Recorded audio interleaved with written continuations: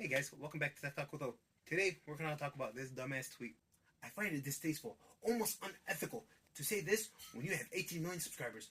Hard to explain why, but with great reach comes great responsibility. Potentially killing someone else's nascent project reeks of carelessness. First, do no harm. First, do no harm. That's the Hippocratic oath that doctors take.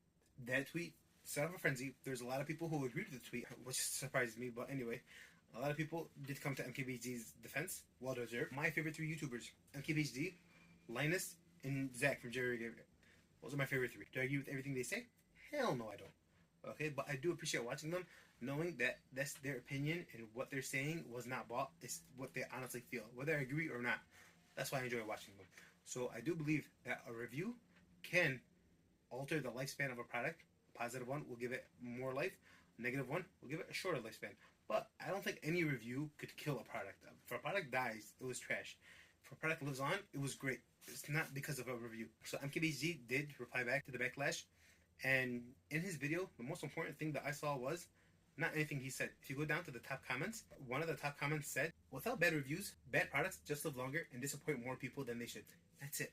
That's all that really needed to be said. I do believe that MKBHD is guilty of unconscious bias. So when you look at his Samsung or Apple reviews, they're usually glowing, and he gives them the benefit of the doubt, which he usually doesn't extend that to other products, companies, or brands. Like the Vision Pro, for example, he cut them a lot of slack for being a first-gen product.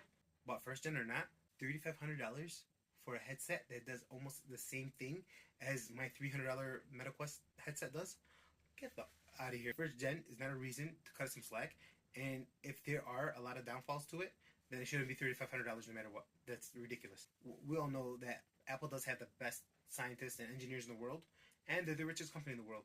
So they did their research. They got all the headsets in the world.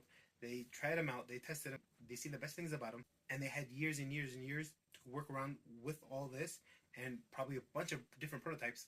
So yeah, it is first gen, but they're 10 years late to the party.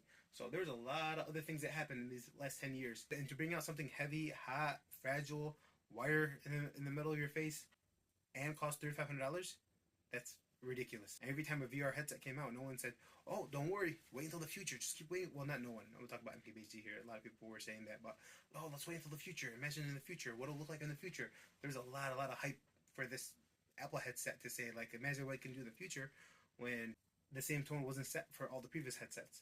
Well, again, first gen was never an excuse for any previous company, and it shouldn't be an excuse for the richest company in the world. Well, again, I'm not bashing him, all right? Like I said, I love watching his videos, and I don't agree with everything he says. But I still watch him because I enjoy hearing his take on things, because, again, I know they're not bought. I know they're honest reviews. There's a lot of things I do agree with him. I'm just saying that sometimes I do feel that he has an unconscious bias, but I never think he has a lack of integrity at all. He always has almost integrity. So I agree with a lot of things he says. There's some other times I just don't agree, which is fine. Like even when Apple or Samsung bring out a new phone, right? A new phone. Okay, again, they bring out the same phone at titanium, do nothing different, and then we hear that, oh, this is just a redefined, better version, getting better. And really, the last 5 years, they've been about the same phone, the iPhones and the Galaxies, and they're good phones. Don't get me wrong, but if you go from back 5 years till now, I know a lot of people, they still use their Note 20s and their iPhone 11s. So, and they still run perfect, which is awesome, but you can't really tell much of a difference. The cameras still look good. The charging is about the same. There's not really any difference. The Note 20 Ultra and the S24 Ultra have 45-watt charging. And then even in the iPhone Pros, now with USB-C, we're still looking at about 20-watt charging. I think he should say, like Apple and Samsung, you need to innovate. You need to do something. At least give us faster charging, a charger in the box, something. And I do believe it's unconscious bias. Just because, like I said, Apple and Samsung have been making premium quality phones and other devices for the past 15 years. And like I said, even 5-year-old phones still work perfect. So I do believe that it's unconscious bias. Like I said, I just don't agree with everything he says. But I would say that's the only knock on him. Not lack of integrity, unethical, distasteful. If anything, we got to appreciate his ethics, his honesty, his morale, his morals. Especially right now, the way YouTube is and the way it's growing. Not just YouTube, TikTok, everything. One day, honest reviews are going to be nearly impossible to find.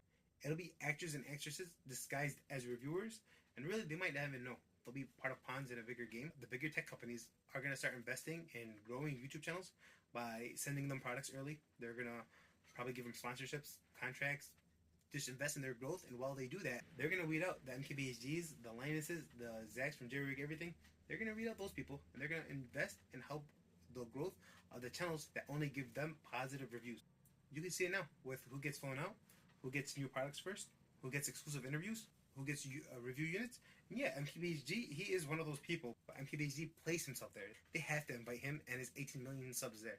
And it's going to hurt them more if he isn't there, because he's still going to buy their products anyway and then review them anyway. He's still going to get his. So it's better for them to go and get some free publicity, whether it's good or bad, just to get their name out there from him. So yeah, he does get invited, he does get review units, but at the same time, he keeps it honest.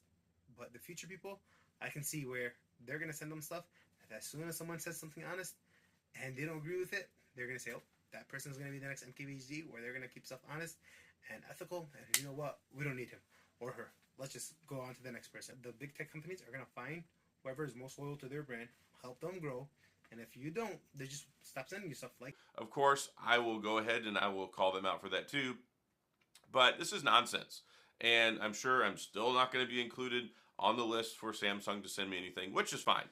I will buy the stuff. I'm buying the stuff myself. So Apple's a company that explicitly excludes us from any kind of early access or insider information on their products because they don't like the way we do things. That's fine. That's fair. The richest companies in the world, they're tech companies. Imagine what they can do. They basically run the government. They're basically the Illuminati themselves. It'll be so easy to expand just to tech reviews and YouTube reviews and Twitter or X, and Instagram and stuff like that, and TikTok. We can say we're going to avoid these people, but at the same time, we're going to want information. As soon as the pre-order becomes available for these devices that cost now almost $1,500, maybe $2,000 by then, we're going to be like, oh my God, let me see. How is it run? Check the reviews first, like we all do. So we're going to check those reviews, and the ones that are going to float to the top are those big YouTubers that the masses listen to and watch and view. And because they have the items first, we have to see before we purchase.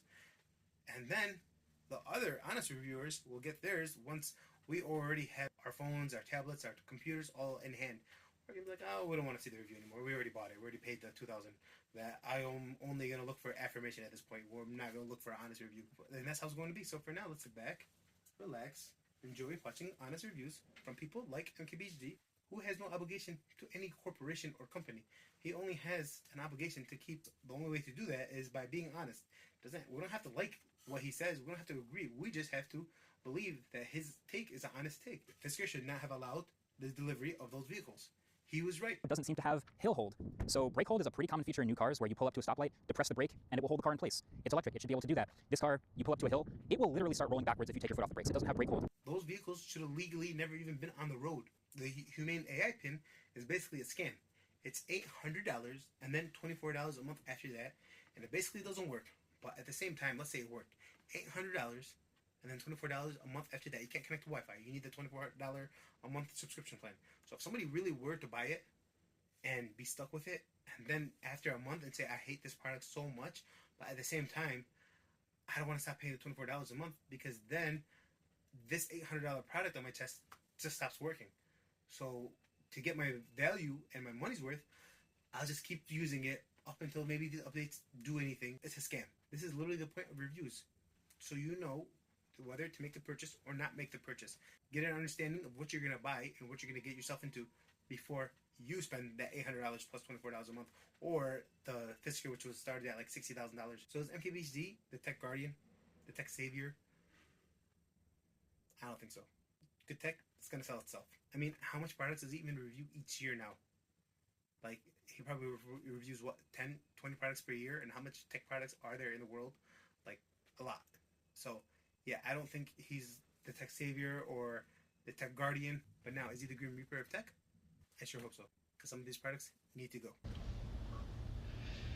Look how they massacred my boy.